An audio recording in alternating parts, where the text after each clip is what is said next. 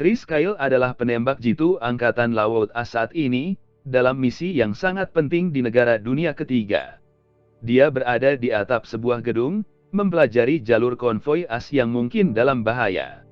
Semuanya tampak mulus sampai seorang wanita muslim yang membawa sesuatu di bawah burkanya muncul dalam pandangan Chris. Dia menyerahkan granat kepada seorang anak yang dia bawa menuju konvoi mungkin untuk menyerangnya. Chris mendapat lampu hijau untuk menembak anak itu, tetapi nilai-nilainya menempatkan mereka dalam dilema. Beberapa detik kemudian, suara tembakan keras terdengar dan adegan itu memotong ke masa kecil Chris. Dia sedang berburu di hutan bersama ayahnya. Sejak dia kecil dia memiliki sasaran yang baik, yang membuat ayahnya berpikir dia akan menjadi pemburu yang baik suatu hari nanti. Ayah Chris hidup dengan prinsip bahwa ada 3 jenis orang di dunia: domba, serigala dan anjing domba. Domba adalah yang lemah yang tidak bisa melindungi dirinya sendiri. Serigala memangsa yang lemah dan anjing gembala adalah yang melindungi kawanan mereka. Pria itu ingin putranya menjadi anjing gembala dan melindungi rakyatnya dari serigala. Bertahun-tahun kemudian, Chris berubah menjadi seorang pemuda tetapi tidak melupakan kata-kata ayahnya. Dia sekarang menjadi koboi rodeo yang tinggal bersama kekasihnya Sarah. Suatu malam setelah balapan, dia kembali ke rumah ke Sarah dan seorang pria mengenakan pakaian mereka. Dia memukuli pria itu dan menendang Sarah keluar dari rumah. Sebelum pergi, dia memanggilnya seorang petani gagal yang mengaku sebagai koboi. Chris bertindak diam tapi jauh di lubuk hatinya dia tahu dia benar. Dia bukan anjing gembala yang diinginkan ayahnya. Setelah minum sepanjang malam dengan saudaranya, Chris menemukan berita tentang ledakan yang terjadi di berbagai kedutaan AS di berbagai belahan dunia. Ratusan orang Amerika yang terluka dan mati membuat darahnya naik dan memberinya tujuan hidup. Keesokan harinya dia pergi ke bantuan karir angkatan bersenjata, dia ingin bergabung. Konselor mengagumi tekadnya dan menyarankan agar dia bergabung dengan Angkatan Laut, tetapi tidak sebelum menekankan bahwa kebanyakan orang yang ingin memasuki Angkatan Laut berhenti di babak pertama. Chris mengingat hal itu dan bergabung dengan pelatihan. Selain dari yang lain, dia sangat baik dalam menembak sasaran, dan memiliki potensi untuk menjadi penembak jitu yang terampil. Maju cepat setelah pelatihan ekstrim selama berbulan-bulan, dia akhirnya lulus ujian dan menjadi anggota SEAL. Suatu malam, Chris sedang menikmati malam di sebuah bar ketika dia bertemu dengan seorang wanita cantik bernama Taya. Mereka langsung connect dan mengakhiri malam bersama di tempat tidur. Seiring berjalannya waktu, mereka saling jatuh cinta dan menikah. Pada hari pernikahan Chris dan sesama Angkatan Laut diberitahu bahwa mereka akan dikerahkan di Irak. Mereka merayakan milestone dan bersemangat tentang posting pertama mereka. Namun, Taya mengkhawatirkan suaminya sampai dia meyakinkannya bahwa dia akan kembali setelah 6 bulan. Pasukan ditugaskan ke kota Fallujah di Irak, dan ditempatkan untuk melindungi marinir pertama, yang pergi dari pintu ke pintu di kota, yang dievakuasi untuk mencari teroris. Adegan berubah ke awal film ketika Chris siap untuk menembak anak itu. Saat bocah itu berlari menuju konvoi, Chris menembak dan menjatuhkannya. Wanita yang memberi anak laki-laki itu granat bergegas kepadanya, dan mencoba untuk melanjutkan tugas. Tapi Chris menembaknya tepat di dadanya, dan granat meledak jauh dari konvoi. Semua orang memuji dia karena melindungi marinir di dalam konvoi yang akan mati sekarang jika bukan karena dia.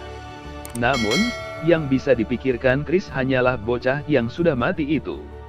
Dia tidak pernah mengira pembunuhan pertamanya adalah seorang anak kecil yang mungkin tidak tahu apa yang dia lakukan. Hari demi hari berlalu, Chris terus melindungi pasukan dari posisinya. Dia penembak jitu terbaik di timnya begitu bertekad bahwa dia buang air kecil sendiri selama Overwatch untuk menghindari meninggalkan posnya. Setelah hari tertentu di tempat kerja, dia mendapatkan total 6 pembunuhan, yang lebih banyak dari total gabungan semua rekan satu timnya. Mereka mulai memanggilnya legenda, tetapi di dalam hatinya, Chris mempertanyakan apakah dia sebaliknya.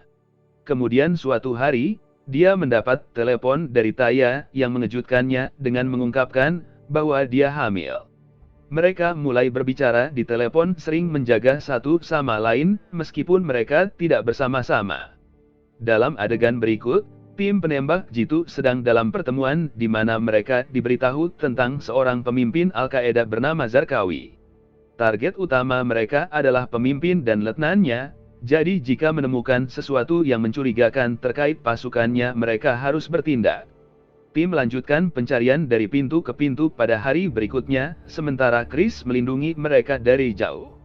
Semuanya berjalan lancar sampai seorang prajurit terluka. Chris sendiri bergabung dengan tim pencari, sementara sesama penembak jitu mengawasi mereka. Selama pencarian, mereka menemukan, dan Syekh Arab bersama keluarganya tinggal di salah satu rumah, yang seharusnya kosong.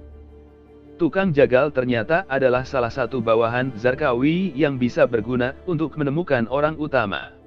Syekh yang memberikan informasi itu dijanjikan banyak uang, dan kehidupan yang aman di tempat lain. Keesokan harinya, sebuah kendaraan militer bergerak keluar untuk menemui Syekh lagi. Dalam perjalanan mereka, Taya memanggil Chris dan memberitahunya bahwa mereka akan memiliki bayi. Saat rekan silnya mengucapkan selamat kepadanya, pengemudinya ditembak dan dibunuh. Ini adalah saat kita diperkenalkan dengan Mustafa, penembak jitu teroris. Dia adalah peraih medali emas Olimpiade, yang dikenal karena membuat tembakan yang hampir mustahil dan juga orang yang menyerangnya. Tidak adanya pengemudi menyebabkan kendaraan mogok.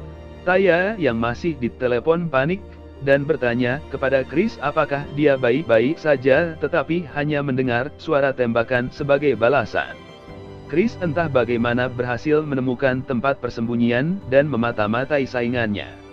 Butcher menyandera Sheikh dan keluarganya sebelum secara brutal membunuh putranya menggunakan bor. Sheikh berlari untuk menyelamatkan anak-anak, tetapi juga ditembak dan dibunuh. Chris tidak mendapat kesempatan untuk menyerang musuh karena Mustafa terus-menerus menembakinya. Setelah mengetahui di mana dia bersembunyi, pada akhirnya Butcher dan Mustafa pergi tanpa cedera. Beberapa hari kemudian Chris dan timnya kembali ke rumah. Taya sangat senang melihat suaminya sehat dan hidup.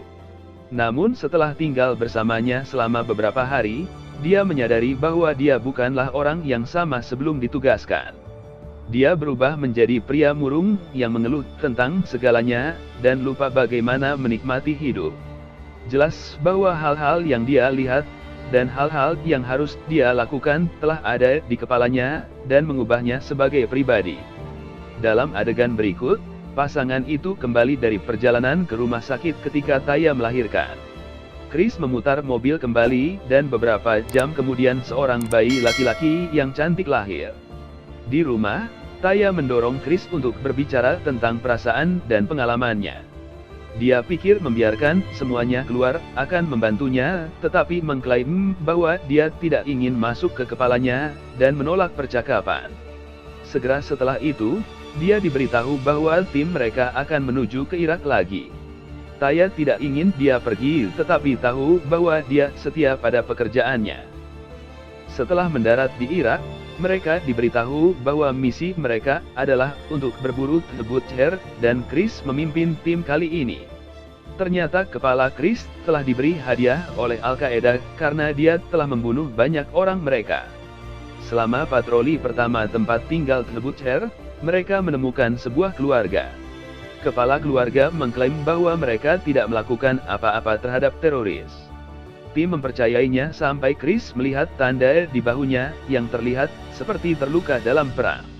Ketika tidak ada yang melihat, Chris pergi untuk mencari di sekitar kamarnya, dan menemukan senjata berat dan amunisi di dalam kompartemen tersembunyi di lantai. Pria itu langsung ditangkap dan diinterogasi. Untuk menyelamatkan hidupnya, dia berjanji untuk membantu para prajurit masuk ke gedung tempat Butcher itu berada. Di adegan berikutnya, pasukan dengan hati-hati mengelilingi gedung. Pria itu mengetuk pintu dan disambut oleh rekan terorisnya. Dia terbunuh dalam sekejap diikuti oleh pria itu ketika dia mencoba mengambil pistol. Tim kemudian memasuki rumah dan menemukan mayat terpotong-potong yang jelas merupakan pekerjaan The Butcher. Segera, mereka terlihat dan teroris membalas. The Butcher melarikan diri melalui terowongan menggunakan baku tembak sebagai pengalih perhatian. Ketika Chris kembali ke AS lagi, dia berjuang untuk menyesuaikan diri dengan kehidupan normalnya. Dia dikejutkan oleh suara keras yang mengingatkannya pada perang. Sementara dia menderita dalam diam, Taya melahirkan anak kedua mereka, kali ini seorang putri. Chris pergi menemuinya di bangsal pasca kelahiran, dan saksi perawat merawat anak lain, sementara putrinya menangis. Dia kehilangan pikirannya atas insiden kecil dan berteriak pada perawat. Tingkah lakunya yang aneh tidak luput dari perhatian Taya. Dia sering mengatakan kepadanya bahwa dia tidak pernah benar-benar hadir pada saat itu, dan selalu memikirkan sesuatu. Dia ingin dia berbicara dengannya, dan memberitahunya bagaimana perasaannya, tetapi dia belum siap untuk terbuka. Dalam adegan berikut, tim Chris kembali ke Irak mengejar Van The Butcher. Ketika musuh menyalakan api, mereka merespons dan lari ke gedung terdekat untuk membalas dengan pandangan yang lebih baik. Tiba-tiba seseorang menembak jatuh rekan Chris, Bigles. Kelompok itu melindungi Chris saat dia membawa prajurit yang terluka ke kendaraan, dan membawanya ke pangkalan. Setelah memastikan bahwa dia mendapatkan perawatan medis yang layak, para prajurit berangkat untuk mencari teroris lagi. Kali ini dengan marah mereka berubah menjadi mesin pembunuh yang menghabisi setiap musuh yang mereka temui. Pada satu titik mereka berhenti di sebuah rumah yang mencurigakan untuk mencari lebih banyak musuh, tetapi disergap oleh teroris di luar. Seorang tentara bernama Mark tewas dalam baku tembak berikutnya. Beberapa waktu kemudian, tim kembali ke rumah dengan tubuh Mark dan menghadiri pemakamannya. Chris mengungkapkan bahwa dia membaca surat yang ditulis Mark sebelum kematiannya. Dia mengklaim bahwa surat itu membunuhnya karena pria itu telah menyerah pada kehidupan, bahkan sebelum dia terbunuh. Karena surat itu, Chris memutuskan untuk membalas dendam karena dia tidak bisa membiarkan pengorbanan teman-temannya sia-sia. Taya mencoba meyakinkannya sebaliknya, memohon padanya untuk tinggal demi anak-anaknya. Dia bahkan mengatakan kepadanya bahwa dia mungkin kembali ke rumah kosong, tetapi Chris tidak mendengarkan. Ketika di Irak, dia mengetahui bahwa Bigles meninggal selama operasi. Dalam misi biasa, Chris melihat seorang pria dengan granat berpeluncur roket bersiap-siap untuk menyerang konvoi. Dia menembaknya mati, tetapi memperhatikan bahwa seorang anak sedang mencoba mengambil granat untuk menyelesaikan tugas. Chris berharap dia tidak harus membunuh anak laki-laki lain, dan dia lega anak itu melarikan diri ketika dia tidak bisa membawa granat peluncur yang berat. Di pangkalan, dia dan timnya diberitahu bahwa pemerintah sedang mencoba membangun tembok di sekitar kota. Namun, seorang teroris telah menembaki mereka dari jarak lebih dari 1000 yard, membuat tim percaya bahwa itu adalah Mustafa. Para prajurit diminta untuk menjatuhkan penembak jitu dengan cara apapun. Meskipun badai pasir mendekat menghalangi jalan mereka, tim pergi untuk melindungi pasukan yang membangun tembok. Mereka mengambil posisi membidik ke arah di mana mereka berpikir di mana Mustafa berada. Tapi dia mengejutkan mereka dengan menembak dari arah yang berlawanan, dan membunuh seorang tentara AS. Chris dengan cepat memberitahu orang-orangnya untuk mengubah posisi mereka, dan menyelaraskan diri sesuai dengan perintahnya. Seperti yang dia prediksi, dia melihat pergerakan sekitar 2100 yard jauhnya. Meski yang lain mengklaim tidak mungkin mendapatkan tembakan sejauh itu, Chris memastikan targetnya adalah Mustafa. Dia membisikkan untuk Bigles pelan sebelum menarik pelatuk dan akhirnya membunuh penembak jitu musuh.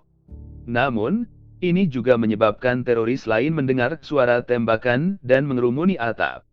Terjadi baku tembak yang menyebabkan kerusakan serius pada kedua belah pihak.